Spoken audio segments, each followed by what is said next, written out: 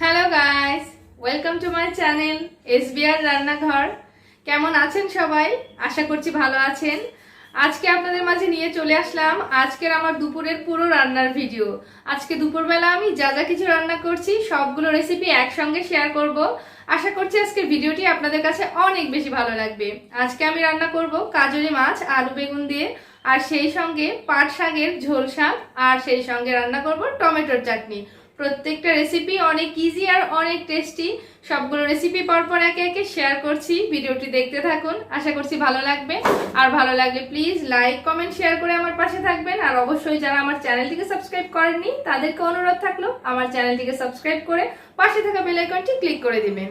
ওকে, তবে চলুন রান্না বান্নায় চলে যাচ্ছি। আর হ্যাঁ, একটা কথা বলে রাখছি, আজকে যে আমি পাট পাতার যে ঝোল শাকটা রান্না করব এটা কিন্তু একটা ইউনিক রেসিপি। এটা সচরাচর কোথাও দেখা যায় না, কিন্তু এই রান্নাটা খেতে কিন্তু ভীষণ মজার হয়। তাহলে মিস করবেন না, পুরো ভিডিওটি দেখতে থাকুন। এই তো পাটের শাকগুলো ধুয়ে নিচ্ছি। একদম কচি কাঁচা পাটের শাক কিনেছি, কিন্তু এগুলো খেতে অনেক বেশি মজার হবে। আর এই যে কাজলি মাছগুলো ধুয়ে উঠিয়ে রেখেছি, মাছটা আগে রান্না করব। এখন পাটের শাকটা ধুয়ে পরিষ্কার করে নেই, এরপরে আবার মাছের জন্য আলু বেগুন এগুলো কাটতে হবে। একটা রাঁধুনির কি কাজ কম থাকে বলুন?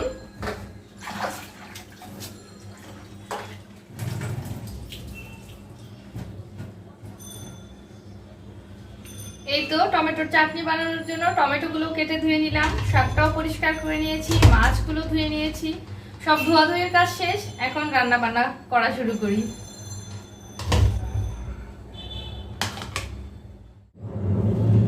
কড়াইতে তেল দিয়ে দিচ্ছি, মাছ ভেজে নিব। মাছের মধ্যে একটু লবণ হলুদ মাখিয়ে নিচ্ছি।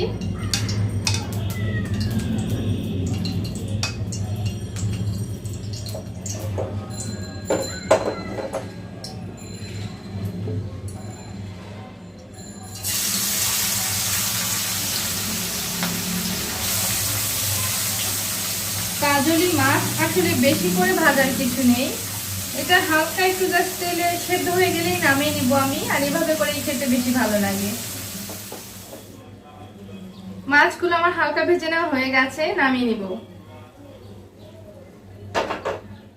এবার কড়াইতে বেঁচে যাওয়া তেলের মধ্যে ফোড়নে দিয়ে দিলাম কালো জিরা।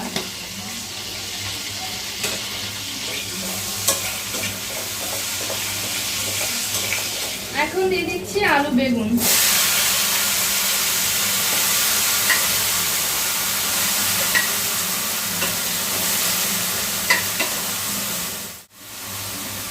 দিয়ে দিব স্বাদ মতো লবণ, হলুদ গুঁড়া, মরিচের গুঁড়া। মশলাগুলো দেওয়া হয়ে গেছে, এখন একটু নাড়াচাড়া করে মিশিয়ে একটু ঢাকা চাপা দিয়ে দিব একটু মজে যাওয়া পর্যন্ত। 2-3 মিনিট পর তরকারিটা একটু খুলে দেখে নিচ্ছি।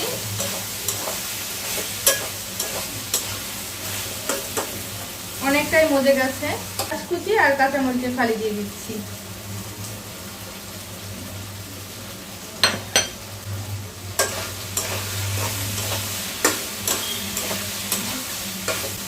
এগুলোর সাথে একটু নাড়াচাড়া করে নিলাম। এখন চুলা আঁচটা মিডিয়াম লোতে রাখা আছে, আরো 2-3 মিনিট কষিয়ে নিব।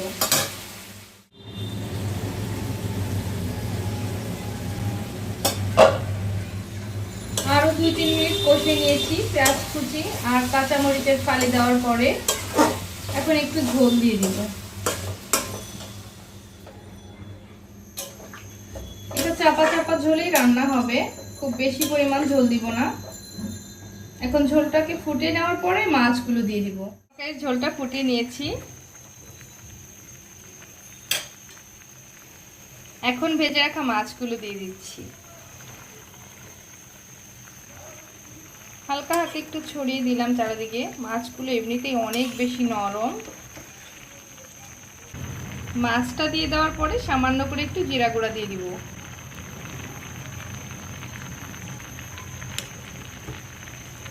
জিরা গুঁড়াটা দিয়ে হালকা হাতে একটু নাড়াচাড়া করে মিশিয়ে দিলাম। আর তরকারিটাকে এখন আমি 3 থেকে 4 মিনিট ফুটিয়ে নেওয়ার পরেই নামিয়ে নিব। শেষের দিকে হালকা কিছু ধনিয়া পাতা কুচি ছড়িয়ে দিব। এ পর্যায়ে লবণটাও চেক করে নিয়েছি, লবণটা একদম পারফেক্ট আছে। একটু ঝাল ঝাল হয়েছে খেতে, খুব ভালো হয়েছে খেতে। তরকারিটা মাখো মাখো হয়ে গেছে, এখন দিয়ে দিচ্ছি একটু ধনিয়া পাতা কুচি। আর 2 মিনিট চুলায় রেখেই কিন্তু আমি গ্যাস অফ করে দিব। এই যে মাছের তরকারিটা রেডি, নামিয়ে নিয়েছি। আর এদিক থেকে মামনিটাও ঘুম থেকে উঠে গেছে, ওকে ঘুম পাড়িয়ে রেখে রান্না করতে শুরু করেছিলাম। বাকি রান্নাগুলো ওকে সাথে নিয়েই করব। রান্না তো করছি, আর এদিক থেকে আমার মেয়ে নাকি আপনাদের সবাইকে একটা কবিতা শোনাবে। আমাকে শোনাচ্ছে, সেই সঙ্গে আপনাদেরকেও শোনাবে। হ্যাঁ বলো।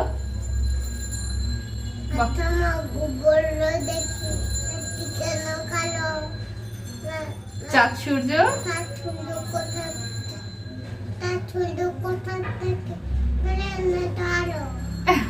বুঝতে পেরেছেন কিছু ভাষায়ের? বলেছে আচ্ছা মা গো বলো দেখি রাত্রি কেন কালো, চাঁদ সূর্য কোথা থেকে পেলেন এত আলো। এইটা আমার মামনিটা আমাকে খুব খুব ভালো করে মুখস্থ করে শুনিয়েছে। আর এই যে বাবা এটা বসে গেছে রান্নাঘরে, সব পুচ্চি পাচ্ছি নিয়ে আছে। আমি পাট শাক রান্না করার জন্য কড়াইতে কিছুটা তেল দিয়ে দিলাম। তেলটা গরম হয়ে গেছে, এখন এই যে চিড়ে নেওয়া শুকনো মরিচ দিয়ে দিলাম। এই যে মেইন ইনগ্রেডিয়েন্ট, এটা হচ্ছে রাঁধুনি সস। বোঝা যাচ্ছে কিনা, এই তো এই রাঁধুনি সসটাই হচ্ছে এই ঝোল শাকের একটা অপূর্ব টেস্ট আর ফ্লেভার এনে দেবে। এটা কিন্তু অবশ্যই করে এই রেসিপিতে লাগবেই, আপনারা যারা এই রেসিপিটি রান্না। রাঁধুনি সস দেওয়ার পরে এখন দিয়ে দিব এই যে পেঁয়াজ আর কাঁচামরিচ কুচি। এখন পেঁয়াজ কাঁচামরিচ একটু ভেজে নিব। শাক তো সবসময় সাধারণত ভাজাভুজি খাওয়া হয়, কিন্তু এভাবে ঝোল করে রান্না করে খেলেও কিন্তু শাক দিয়ে অনেক ভাত খাওয়া যায় এক নিমেষেই।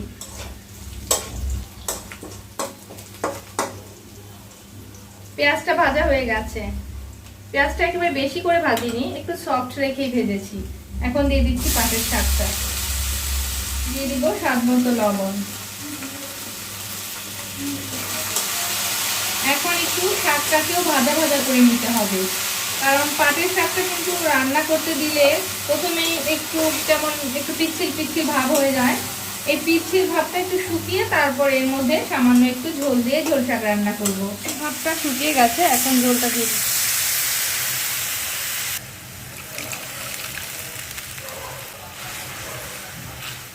এখন এই ঝোলের সঙ্গে শাকটাকে 2 থেকে 3 মিনিট ফুটিয়েই তারপরে নামিয়ে নিব। শাকটাকে 2-3 মিনিট ফুটিয়ে নিয়েছি, এখন গ্যাস অফ করে দিলাম। আমার পাট শাকের ঝোল শাক রান্না একদম রেডি হয়ে গেল। আমার পাট শাকের ঝোল শাক। টমেটোর চাটনিটা করার জন্য সবার প্রথমে কিছু শুকনা মরিচ আমি শুকনা খোলায় ঢেলে নিচ্ছি। একদম হালকা আছে, আস্তে আস্তে করে ভাজতে হবে যাতে একদম মুচমুচে হয়ে যায়।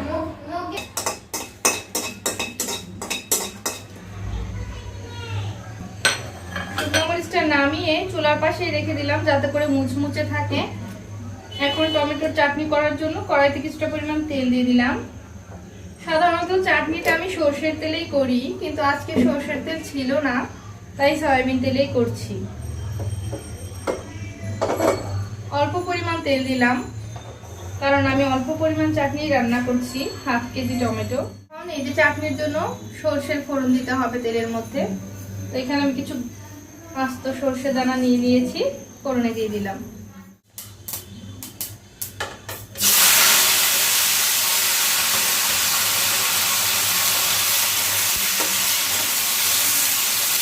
টমেটোটা অনেকটাই গলা গলা হয়ে গেছে, এখন গ্রেভি করার জন্য ঝোলটা দিয়ে দিই। আর এই যে এটা তেঁতুল, তেঁতুল কিন্তু দিতেই হবে টমেটোর চাটনিতে, না হলে কিন্তু আসল টেস্টটাই পাওয়া যাবে না।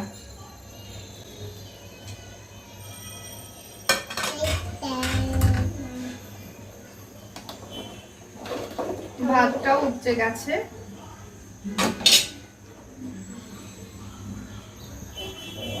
এখন টমেটোটাকে পুরোপুরি ভাবে সেদ্ধ করে নিব, এরপর এটাকে ডাল ঘুটনির সাহায্যে ভালো করে গলিয়ে নিব।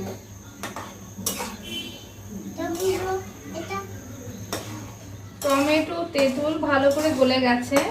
এখন আমি একটু ডাল ঘুটনি দিয়ে এটা একটু ম্যাশ করে দিব, এতে করে চাটনিটা খেতে বেশি ভালো লাগবে।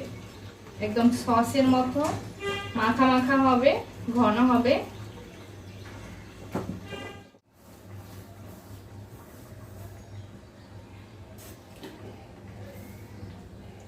স্বাদ মতো চিনি দিয়ে দিলাম। আর এই যে শুকনো মরিচটা ভেজে রেখেছিলাম সেটা আমি শিলপাটায় এই যে চিলি ফ্লেক্স বানিয়ে নিয়েছি, এটা দিয়ে দিচ্ছি। একটু ঝাল ঝাল হলেই ভালো লাগে খেতে, তো ঝালটা আসলে যে যার স্বাদ বুঝিয়ে দিবেন। আমি তো তাও মনে হয় 4-5টা মরিচ দিয়ে দিয়েছি।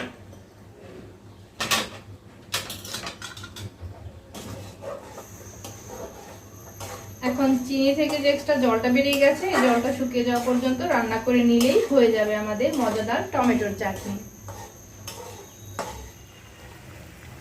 এই তো আমার টমেটোর চাটনি রেডি হয়ে গেছে, ঘন হয়ে উঠেছে এখন কিন্তু। তো এই পর্যায়ে আমি নামিয়ে নিব। এই তো আমার রান্না বান্না কমপ্লিট। এই তো পাট শাক, এই তো কাজলি মাছ, আর এই তো টমেটো চাটনি। খাবারের প্লেটটাও আমি বেড়ে নিয়েছি, ভাতের পাতে নিয়ে নিয়েছি শাক, ঝোল শাকটা, আর এই তো পাশে রেখে দিয়েছি মাছের তরকারি, টমেটো চাটনি। কেমন লাগলো আমার আজকের রেসিপিগুলো আর ভিডিওটা অবশ্যই কমেন্টে জানাবেন।